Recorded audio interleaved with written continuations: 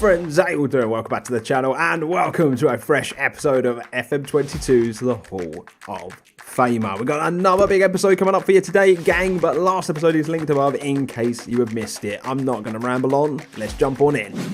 So the first thing we're actually going to do in today's episode is the Champions League group. I kind of mentioned last episode that I'd probably play up to this point, we'd draw the groups and then we'd play a couple of games today. So let's do that off the bat. Then there's other stuff that we need to talk about in today's episode, obviously. The transfer window is not far off closing. Business has been getting done. But anyway, let's draw the groups. We're actually a first seed this year as a result of obviously winning the Premier League. So let's get drawing, shall we? So first out of the hat is Club Brugge. Then we got Paris Saint-Germain. We've got Newcastle, Real Madrid, Bayern Munich, Juventus, West Ham. Group G is the one to watch out for, and we'll just complete the first round with Atletico Madrid. Next up, we've got Inter Milan, we have Dortmund, we've got Roma, we've got Arsenal, Milan, Manchester City, and it's going to be one of we Barcelona, won't it? Because we can't draw Man United in the group stages. So yeah, there you go, Barcelona. That's a big old team, isn't it, in the group stage? Next out the hat, Real Sociedad, Celtic. We've got Hertha Berlin, Shakhtar Donetsk, Ajax, Dynamo Kiev, Leipzig are in with us, and then we've got Lyon. At the moment, it's looking like a horrible Champions League group, I'm going to be honest with you. And we've just completed with the fourth seeds, Galatasaray, Red Bull Salzburg, Lillestrøm, Basel. Can we just give a heads up to Lillestrøm getting all this way? Bloody hell. Rangers, Ghent, and then we're going to get one of Sporting Lisbon or PAOK, and we're going to get the Portuguese team in Sporting Lisbon. We'll just complete it with PAOK going into the last group. I'm going to be honest with you, our group doesn't look easy, but other than that, I feel like it's pretty plain sailing for all the powerhouses in the group stages there. We're just going to continue just to complete the group stages, and here you go. That's the group.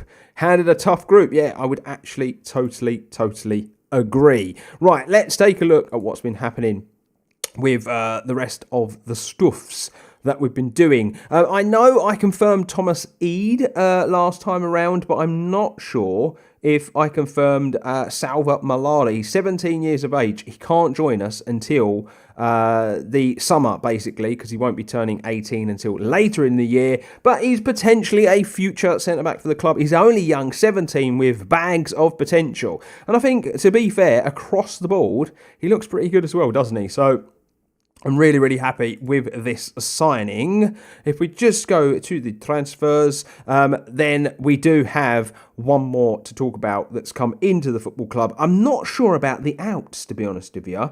I think I covered all of the outs last time. Yeah, I'm pretty sure I did. So there's maybe Kai Oakley. He would have already left last episode. Would he have?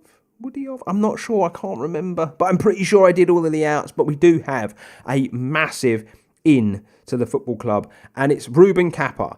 He comes in from Liverpool. He's costing us 55 million, potentially 105 million. And I was basically looking for a brand new centre-back partner for Afonso. And this is the guy that I've gone with. He's going to be playing ball player on defence, and this is what that money gets you, basically.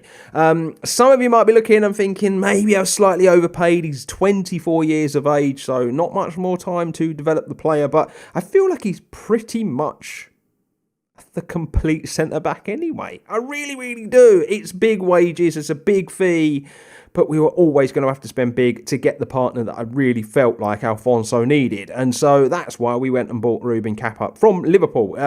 Liverpool had some very good centre-backs. They've got an American centre-back as well that I was looking at. But yeah, 55 million up front is not a lot of money. Let me just show you. Because I only bought him a couple of years ago. But they've also got, where is he? Julian Watson. This was the other lad who I was looking at, who I think looks pretty good as well, but they wanted a lot of moolah for him. So I was looking at him as well. They do have, they've got Tito Gabi, who looks like he's going to potentially be a good player in the future. He's only 21. I felt like there was something about him, but they wanted mega money again. And then there's Joe Nixon, who just went out on loan. I didn't think he was the complete article, but they've got some pretty good centre-backs, have Liverpool. The other team I was looking at a centre-back, because I'm just going to show you all the players I went after, basically, was Chris Brannan-Fell, who I actually think would be a better centre-back than the full-back, which is where they play him. A wide centre-back is basically probably where he's best, or ball playing. Just his technique let him down, but he looks very good as well, doesn't he? But they wanted 250-odd million for him. Never going to happen. He was English, and that was what I was thinking. And then the other one I really, really came close to signing was at Real Madrid, believe it or not. English centre-back Peter Vernon. Basically, both players had agreed a fee and a contract. I decided to go with Ruben Kappa because I just thought he edged Peter Vernon. I know Peter Vernon was English, and that would have been great. But he wanted, it was 220 grand a week as opposed to the 160 that Ruben Kappa's on. And you've got to think about this stuff. So yeah, those were basically all the candidates I went after. And we ended up with Ruben Kappa. And the squad, as a result, looks like this. There is a bid currently underway for Chihiri to go out on loan. I'm trying to loan out Diabate as well, but our centre-backs for this year are probably going to be Alfonso, Julian Fernandez, Ruben Kappa, and then we're probably going to use Declan Rice back there if these two go out on loan. We do know that Stefan Cruz can play there as well, as I showed you last episode, so I think the team as a whole is looking very, very good indeed. As far as the fixtures are concerned, obviously we played the game against Newcastle last episode. I've only played 2 games because I said I'd play it until the Champions League groups were drawn. We beat Southampton by 2-0. You'll see Pablo Alfonso and a Yusufu Makuku goal. You will see Miranda was sent off in the 39th minute, but we were pretty dominant in the game anyway. Then we beat Leicester City by 5-2. They took the lead through Esposito, then went 2-0 up through Michael Alisi, and then we decided to turn it on in the second half. You'll see Makuku got himself a hat-trick, Borislav Nikolov got a goal, and Alfonso sealed it with a very, very late one in the 92nd minute. But a hat-trick for Makuku is looking pretty good. He's had a very good start to his West Ham career. 4 goals in 2 games in the league. He scored 1 in the Community Shield. He's got 13 at international level. Yeah, he's a special player. I'm just going to say that. And as a result, the league table looks a little something like this, gang. So, yeah, 6 points on the board after 2 wins. Makuku, no surprise, is top goal scorer already. And we're now going to push forward and play the first of 2 games. And the first game we're going to do in today's episode is against Aston Villa. We're going to be away from home in this game, but it is the team I am going to go with. So we're going to go with Gomez in goal, Rasha and Cruz at fullback. We're going to go Kappa and Alfonso at centre-back. No Relay and Szoboszlai are going to partner each other in the midfield. We are going to give Declan Rice a bit of a rest. We're going to go Sabanda on the left, Nikolov on the right, Yaya through the middle, and Makuku up top. And so, here we go, gang, for the first game of today's episode against Aston Villa. I'm hoping for a good result here, although Aston Villa have been signing some pretty good players. They've kind of been one of those teams I've noticed. They've been flirting with the top sort of 6 and then they drop off halfway through the season. They've not had a good start this year, though, as you can see. Lost both the games they've played and find themselves flirting with the relegation zone. But it's only a couple of games into the new season, so we can't judge anything right now. But the game gets going. We get rid of that, as we always do. And now we hope that we can get the better of Aston Villa in today's game. We've got to keep pace with those teams at the top. Newcastle, Liverpool, Manchester United all started the season very, very well. And I kind of expected them to. They've been spending money, been improving their teams. Liverpool have just obviously received a big chunk of money off of us for the centre-back. So, they're probably going to be putting that to good use, aren't they? And that's going to be 1-0. And Yusufu Makuku is not going to get an easier goal all season. That's just shocking play at the back by Aston Villa, to be fair. And he's going to gobble them up. He's going to absolutely love them. And I love the fact that he's going to be in there hanging about, trying to score these sorts of goals. That's a head back from Kappa to Andre Gomez, and that's what I like to see from my new centre-back. Now in to Sabanda. That's a lovely ball into Bakoko. And it's a good save from the Aston Villa goalkeeper, but really good play from West Ham. Szoboszlai now. He's going to whip a beautiful corner into the box. Nothing comes of it, though. And I don't know if this is going to carry on. We see these highlights all the time, don't we, where it looks like it's going to be a big deal and then it goes to nothing, as that one just as. Yaya, though, on the ball, into Cruz. He's going to find Alfonso. Cruz again, ball over the top. Makuku tried to head back, but there was no one there. But that's really good reading of the play by Novalay. Makuku! And I'm going to say that's a goal. Because he looked in line, and it is a goal. Of course it's a goal.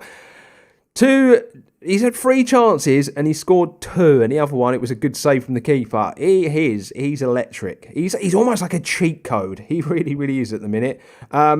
Novalay, okay. Oh, he did win it in the end. I thought he'd kind of given up on that. Alfonso into Cruz, now into Nikolov.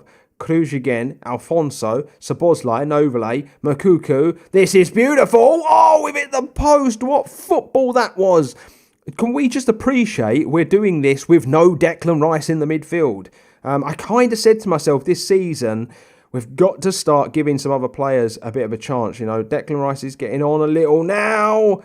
That's a good play to clear out, but it was a very good chance for Aston Villa there. They have no choice but to try and come back into this game now. That's a ball into Sesko. Really good defending from Raisha. Makuku finds Yaya. What a touch. Now into Sabozlai. Novalay. Oh, if that had come off, we were in there. Raisha's header into Yaya. Sabanda into Raisha.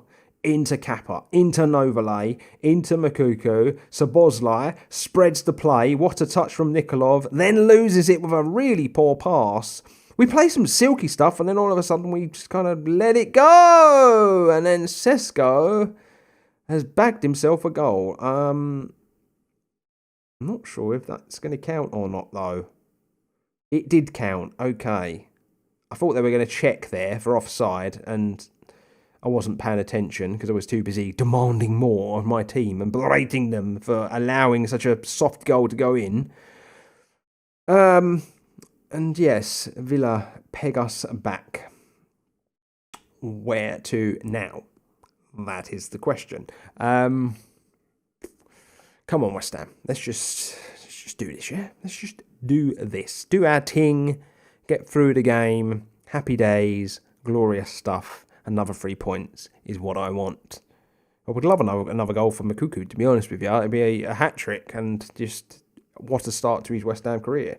Anyway, half-time. I'm going to just tell the boys that they're doing well, but we could probably give me a little bit more, you know, if you can be bothered. That would be nice, lads. But yeah, 2-1. So the thing is with a 2-1 scoreline, it's anything but easy because, you know, they're there, aren't they, to peg you back. That was a good ball into the box, to be fair. Well defended. We're a bit bunched in there. That's a good ball. Oh, again, well defended. They've still got it, though. And that shot is just over the bar. I'm a bit worried about Villa all of a sudden. They've started making chances. And from the back, that's into the midfield. And that's just opened us up like a can of tuna. Way too easy, but that's a good ball into Makuku, who links up with Sabozlai, comes back to Kappa, now into Yaya, Sabozlai, ball over the top, Makuku's header, no one there. This is the trouble when you play one up top. You know, you've got to try and drag players in that are a bit closer, especially as Makuku seems to have very good hold-up play and tries to head on, and oh my God, Zesko's in! And how has he missed? Just sort that out, but that was terrible. I think a change is very much needed. I'm going to bring Acevedo on. We're going to stick Makuku out wide.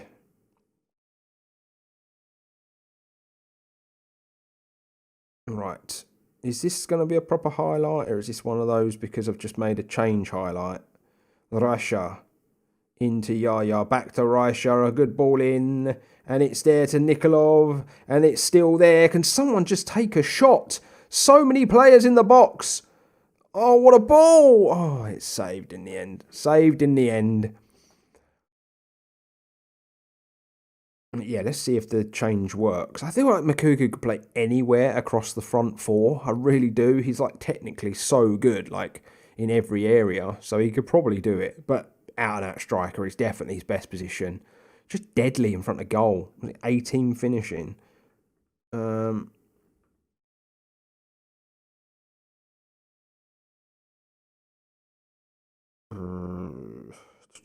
Yeah, nil. Rhys Neal is coming on for Yaya. Sabanda's one I should have probably looked at as well. Right, throw in. And it's good Villa play again. Jesus Christ, they've been very good. Very, very good. Especially playing out from the back. You don't actually see it that much. That's good though from Cluj to head to the keeper. He's just then lumped it. And it's not what I like from my goalkeeper, as we all know. He was under no real pressure there. And Villa are building. And Villa are in. And Villa have scored and made it 2-2. I am going very attacking for the last 20 minutes. What have we done? We were cruising 20 minutes. And since then, we've allowed them to just get back in the game. For those that are not aware, by the way, Sesko is actually a very good player on FM, and if you sign him early on and develop him, he could turn into a very, very good striker. So just so you know, if you are one of these people that plays FM, he's one of those to look at. Right, Passy at the back, ball over the top. That's into Sabanda, who is in, and Sabanda shoots, and it's saved by the goalkeeper. Really good save.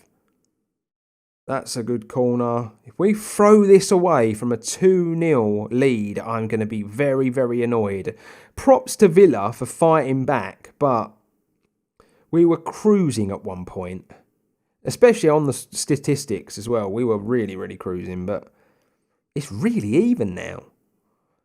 Right, Gomez into Alfonso. Cruz into Makuku. Comes inside to Szoboszlai. Back to Makuku. Where's he going to go? Ball over the top. Acevedo! Acevedo! That's going to count. That is going to count. There you go. Get in there. Right, let's just balance this out. Can't afford to keep going gung-ho. Oh, Acevedo, you beautiful man. Thank you. Just what we needed. That's why you need two good strikers, not just one, when you play a one up top. And you need some players that can play striker as well, and we've got plenty of them. Oh, here we go again. Here we go again. Oh, Makuku. He just chose the wrong ball.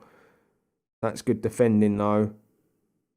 Szoboszlai, ball over the top again. Acevedo's in again, and it's saved this time. That ball over the top from the wing working very nice. Szoboszlai, ball comes in. Oh, my God. Could have gone anywhere. Kappa, he just lets it go out of play. It's actually not bad. Bit worrying, though. We've just spent like 50-odd million on a centre-back. Potentially 100-odd million to play with Alfonso. And look at the amount they've just been opened up, the pair of them. They just have not had any chemistry. But anyway, it's a 3-2 win. 3 points. So before we crack on with the next game, I want to talk to you a little bit about some more transfers that have been done. The window is now closed. It's officially done and dusted. But Johan Acevedo decided to surprise me with the need to move. Basically, Juventus came in and lowballed me at about 40 million, and I rejected it, and then he came in and said, I want the move to Juventus, and I'm gutted. But we did manage to get a big fee out of him, 55 million, which is a big return on the 8.5 million that we spent on him. I'm just a bit gutted because obviously, he has been excellent since he joined. 11 goals in the league, but 31 in all competitions in his first season. 24 in the league and 34 in all competitions in his second season. He already had a goal in the league this year And now he leaves us to go to Juve. And I'm a bit gutted. He really did develop into a very good striker. He was deadly in front of goal. And I think had we probably not bought Moukoko, he would play more. But it's just one of those things, unfortunately. He was always going to be the second string and the rotational striker. But I'm a bit gutted to lose him. He was very, very good. But I feel like we've got ourselves a bargain in the replacement. We've bought a lad called Jean-Claude Millicent. He's coming from Internacional in Brazil for 14.25 million. It was his minimum fee release clause. And we're probably getting the greatest Haitian player you ever seen. Look at him. He looks ridiculous, doesn't he? I'd scouted him a little while ago, but his attributes in the technical area looked nothing like this. His dribbling was about 13. I think his finishing was 14. So he's really grown as a player since I scouted him. He's really, really come on. And I think him in a rotation with Moukoko could be pretty special. So I think we've done all right there. 55 million in. And the 14 million out, it's a big return, isn't it? Basically, it's a big profit to make on one player and to have in the coffers. So I'm happy with that. We're probably going to give this lad his debut in the game that's coming right up. And we're going to follow that game up with another game in the Premier League. A nice little episode where we're doing a couple of Premier League games. Obviously I'm trying to condense this season a bit more with all the competitions we're in, but it's always nice to show you some league action. So we're actually going to rotate the team a little bit for this one. I'm expecting us to do pretty well against Brentford at home, to be fair. So I'm going to go with Gomez in goal, Cavell and G.O.AT at fullback, Afonso and Diabate at centre-back. We're going to go Rice and Neil at the centre midfield positions. We're going to go Quartez and Wright on the wings, Nicola through the middle, and Millicent up top. And so here we go, gang. It's the last game of today's episode. And you're going to get to see the debut of our new striker. Like I've already said, very gutted about Acheredo leaving. He just won us the last game. But times move on. And we are kind of at that stage with this club where the youngsters that we brought in a couple of years ago are now getting a chance in the first team. And, we're starting to build something. Winning the league the last 2 years, especially the one a couple of years ago, was a big surprise. But winning the league the last 2 years has helped us financially. And especially being in the Champions League. And I feel like the club is going places now. I'm just going to change Declan Rice and Reece Neal around. And I'm going to give Declan Rice a go at box to box. Right, here we go. Brentford.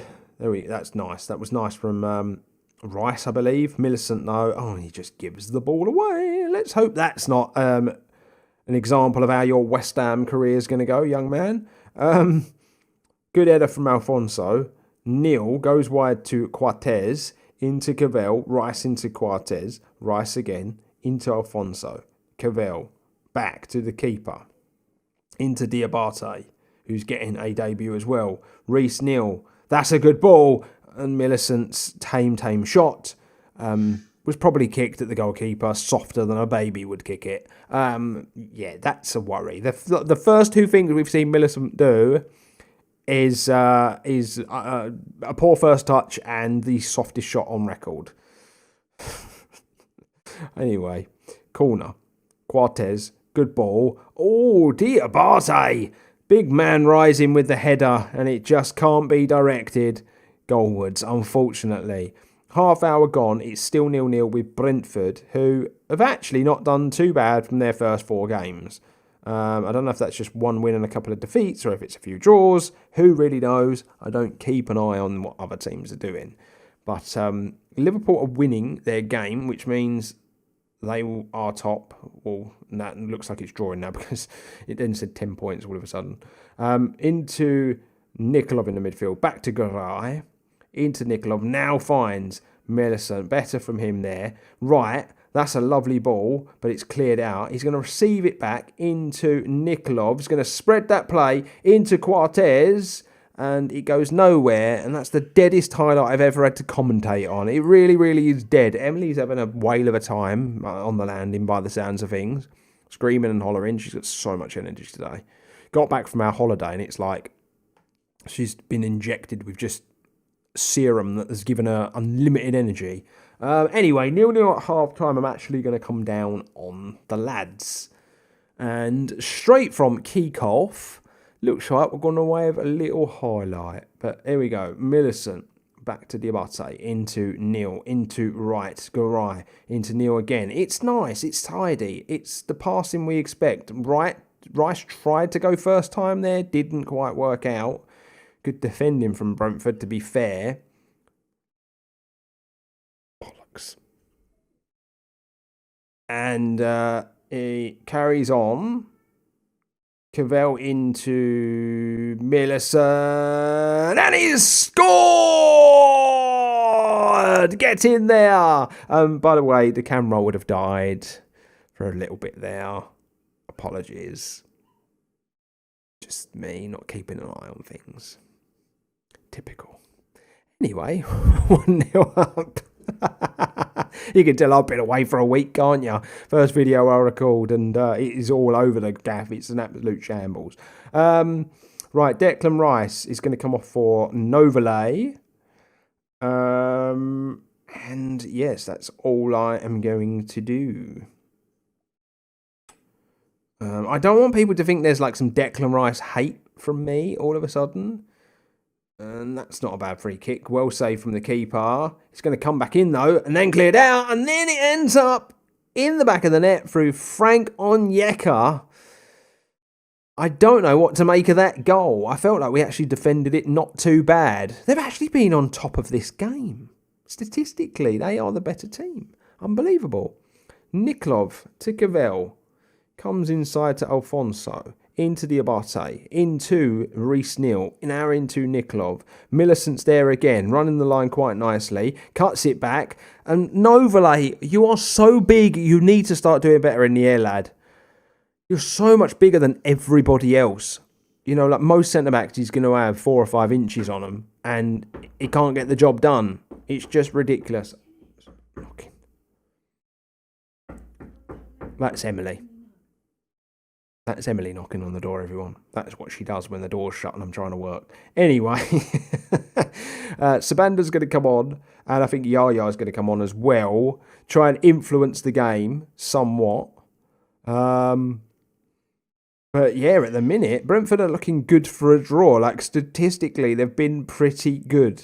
We've controlled possession, but other than that, like 10 shots and 3 on target from them is very, very good. Novelay into Yaya, now into Millicent. That's going to come wide into Quartez. He's going to shoot, and it's going to be saved by the goalkeeper. And as the time ticks on, I'm getting more and more worried about this result. I'm going to be honest. Here we go, though. Corner. And it's saved again there, just straight at the keeper.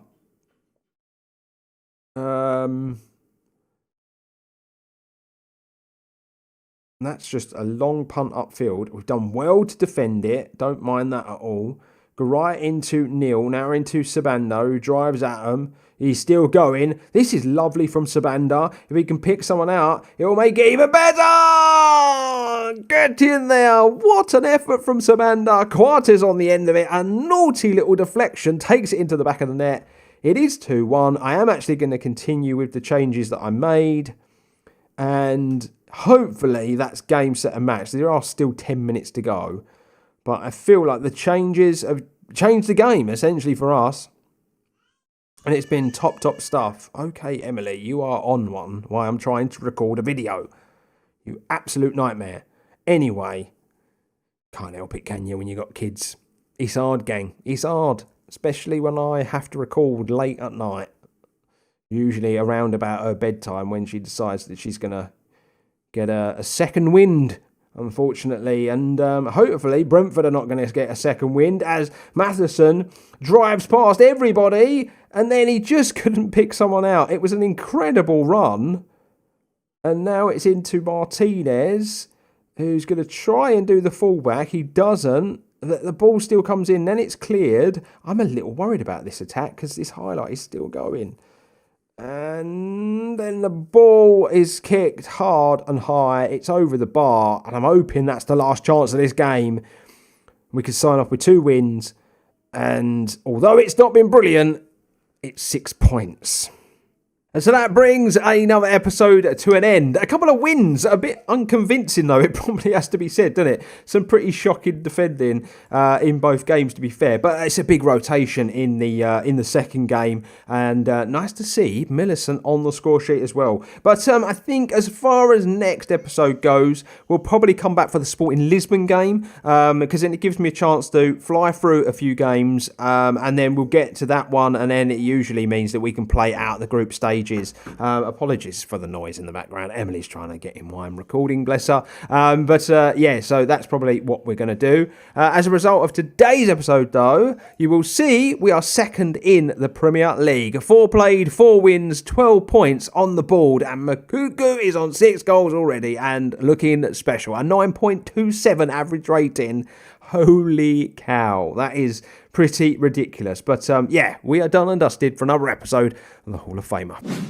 And so there you have it, my friends. We are done and dusted. Be sure to do all of the usual stuff that I say at the end of the episode. Subscribe if you're new, drop a like on the video if you've enjoyed it, and check out the description box for my Discord and other things like that. Can I also bring your attention to my second channel, The 12th Man? I will link it above. Feel free to go and subscribe to that if you are a fan of the beautiful game. I'm going to be starting to make some regular football content again, and it's all going to be over on that channel. So feel free to go over there, subscribe, and show your support. But until the next one, my friends, I salute you all. Stay safe, stay humble, and I will see you on the next one.